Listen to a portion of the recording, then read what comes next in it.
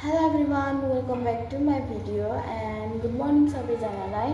म चाहिँ उठेर कामहरु सबै गरिसकेर म चाहिँ अब दोकान जानु आँटेको हेर्दै गर्नु होला। अन्त म चाहिँ दोकान पनि गएँ। म चाहिँ दोकान देखाउँदै थिएँ। मेरो चाहिँ डेली दोकान जाने यही दोकान हो। अन्त सिलगढीको भ्यू चाहिँ यस्तो थियो। अन्त म चाहिँ दोकान गएर पनि आएँ। दोकान गएर आएर म चाहिँ ड्युटीको लागि रेडी पनि भएँ। अन्त सधैँको जस्तो त्यही हो, मेरो चाहिँ अलिकति लुगा चाहिँ हेरै पर्छ आफूले।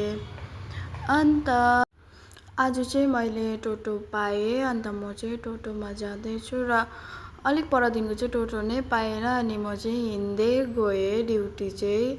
अहिले चाहिँ त्यस्तो टोटै पाउँदैन, पानी परेकोले गर्दा पनि होला। म चाहिँ ड्युटी पुगेर पनि साथीलाई पनि भेटेर अन्त एप्रोन लगाएर अब चाहिँ हाम्रो चाहिँ काम गर्नुपर्ने हुन्छ।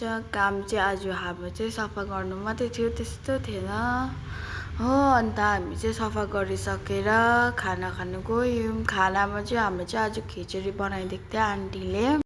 अन्त अब चाहिँ खानुपर्छ। अनि मेरो साथीले चाहिँ खाँदै थियो। खाइसकेर चाहिँ हामी चाहिँ एकछिन रेस्ट गऱ्यौँ।